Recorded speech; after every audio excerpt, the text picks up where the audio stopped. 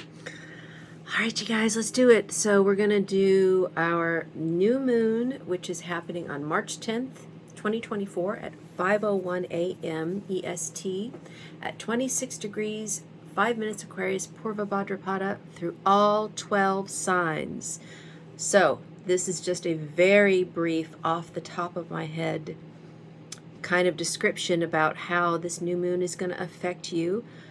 Using your Vedic sidereal, ascendant, moon sign, or sun sign.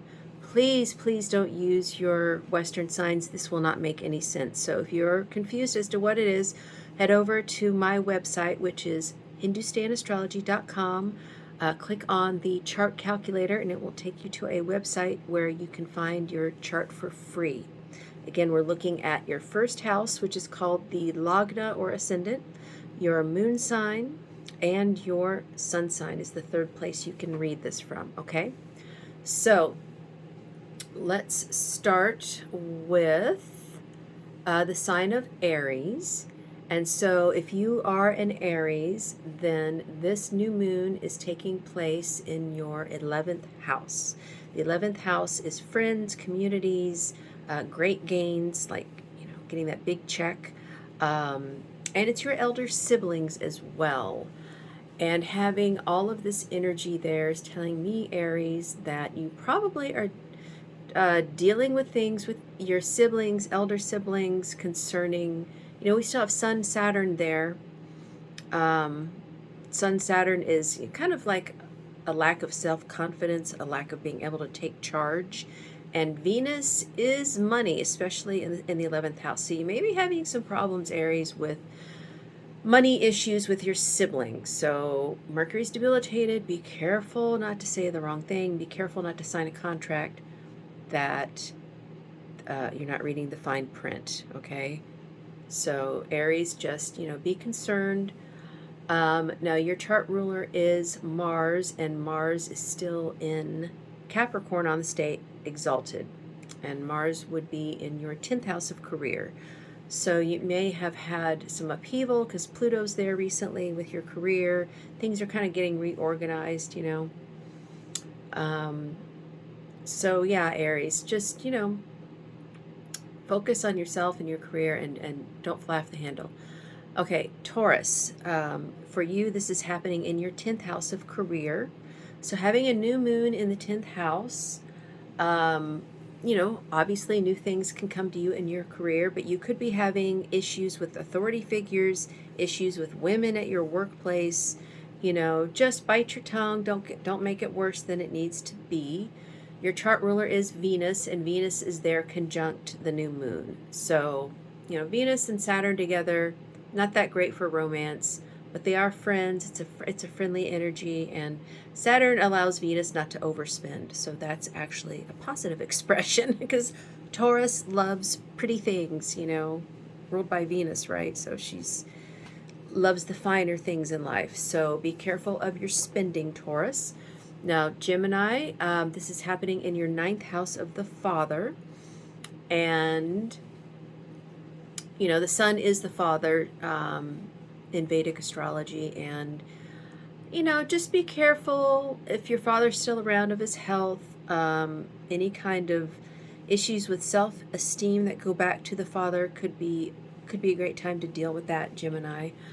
And 9th house is law, higher education. So you may have had some delays in those areas. Just be patient. Saturn's just asking you to be patient. Gemini, your chart ruler is Mercury, and Mercury is debilitated for this new moon, and Mercury is in your 10th house. So, be careful of contracts at work that you're not reading properly. Just don't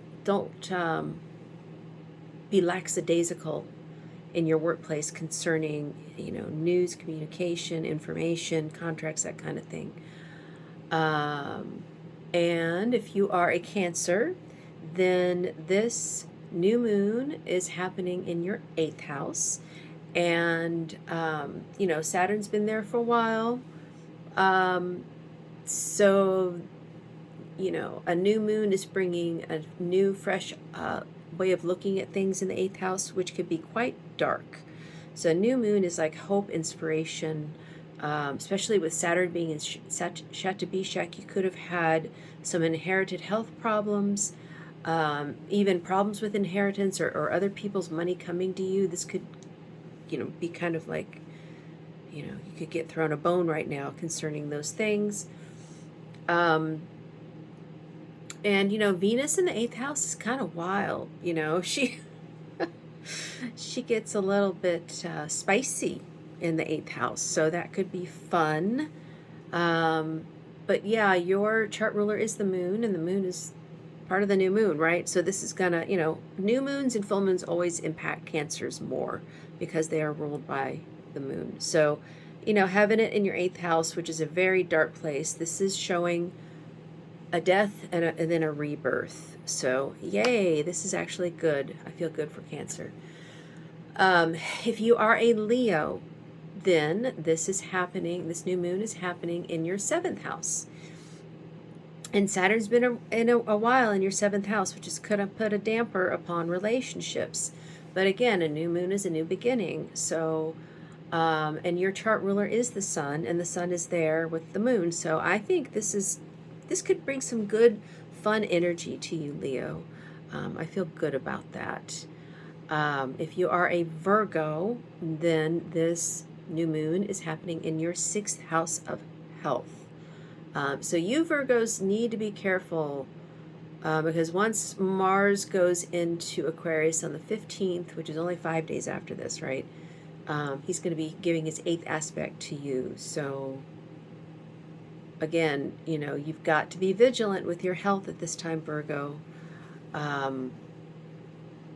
And your chart ruler is Mercury, and Mercury is debilitated in the 7th house. So again, be careful of contracts, business contracts. Make sure you're reading the fine print. Don't just trust people. You've got to have eyes in the back of your head at this time, Virgo.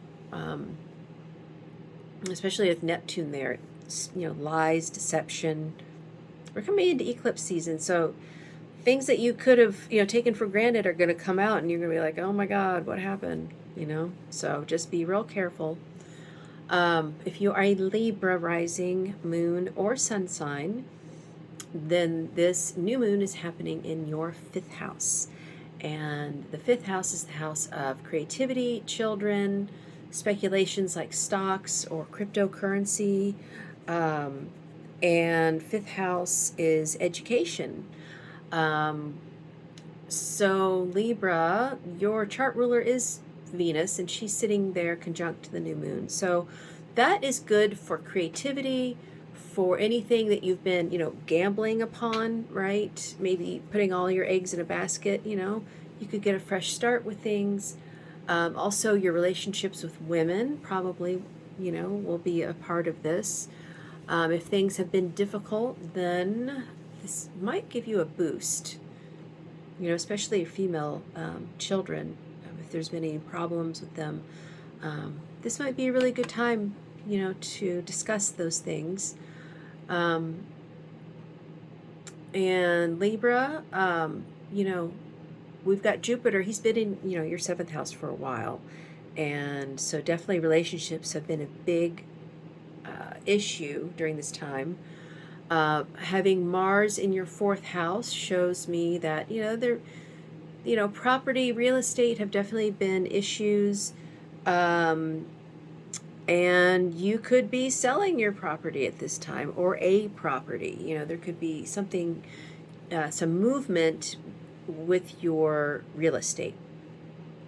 So that's really good for Libra. If you're a Scorpio rising, then this new moon is happening in your 4th house. And Saturn in the 4th, you're moving, usually. And, having a new moon, again, something fresh, something new. And your chart ruler is Mars, and Mars is in your 3rd house of short distance travel, writing, communication, your siblings, that could be a big focus. And having Mercury debilitated in your 5th house means that your kids could be having some issues with learning at this time, so take it very seriously. If you don't have children, then, debilitated Mercury really shows the kind of otherworldly kind of approach and thinking that musicians have, that artists have. So actually, Scorpio, this could be actually really good for your, artistic side. If you have projects, things you've been working on. If you are a Sagittarius, then this new moon is taking place in your 3rd house of siblings, media communication, willpower, courage. If you've been feeling kind of down in the dumps, Sagittarius, then this new moon will probably bring you some hope and optimism. Now, your chart ruler is Jupiter, and Jupiter is currently in your 5th house of children, and Jupiter rules children. So Sagittarius, if you don't have children, you might be around a lot of children right now or doing things to help children. Your creativity is probably off the charts right now. You're feeling, all the creative flow. And, May 1st, Jupiter's going to go into Taurus, which is your 6th house. So if you've been having health issues, Sagittarius, Jupiter, the great benefic, when he goes into your house of health, is going to help those things. So, on April 20th, Jupiter, your chart ruler, will conjunct exactly, by degree, Uranus in your 5th house. So if you have been, investing in something, it may pay off around that time. You could finally get your payoff. So that's really good, Sagittarius. If you are a Capricorn rising, then this new moon is happening in your 2nd house. And the 2nd house is the house of money. And your chart ruler is Saturn, and he's conjunct it. So Capricorn, this could actually be good for you. I feel strongly saying that. And even though it's a contentious kind of energy with, Saturn, Venus together, and Mars is on your ascendant, you could actually finally be making some money at this time. Now, having Mars on the ascendant, obviously be careful of head injuries, headaches, saying angry words, things, getting angry in your mind and then saying something. And,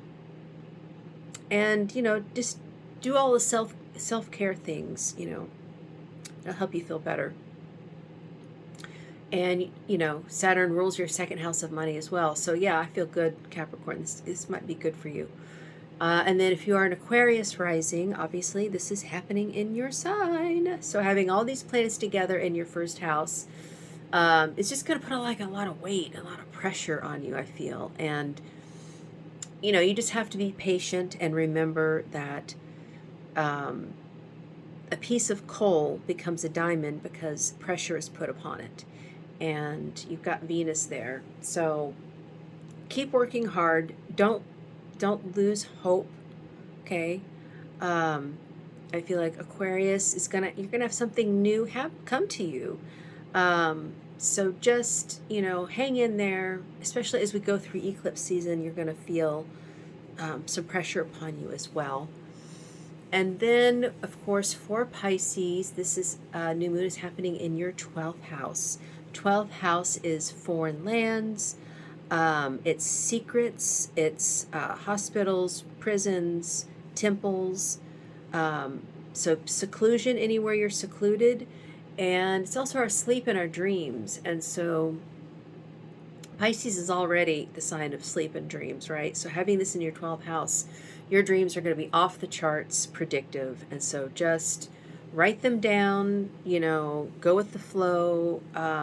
Your brain's going to be super foggy probably during this time, having Mercury debilitated in your 1st house with Neptune. Be careful of drugs. You could have a bad reaction to something that you normally take, with this kind of combination. So, April 8th, we have the solar eclipse that's happening in your sign. So, and Mercury at that time will be debilitated. I'm sorry, will be retrograde. He's debilitated now, but he's going to go into Aries and he's going to retrograde. So just Pisces have got to make sure they can have their thinking cap on. Make sure you're doing all the things to make yourself feel better, you know, getting enough sleep, getting enough water, food, that kind of thing. So I hope this helps. And if you guys are interested in, you know, a personal reading to see how this is going to pan out for you, because this starts eclipse season. So, you know, this is going to be pretty intense for everybody. Just go to hindustanastrology.com and I would love to see you on Zoom sometime. So namaste and I'll see you later. Bye.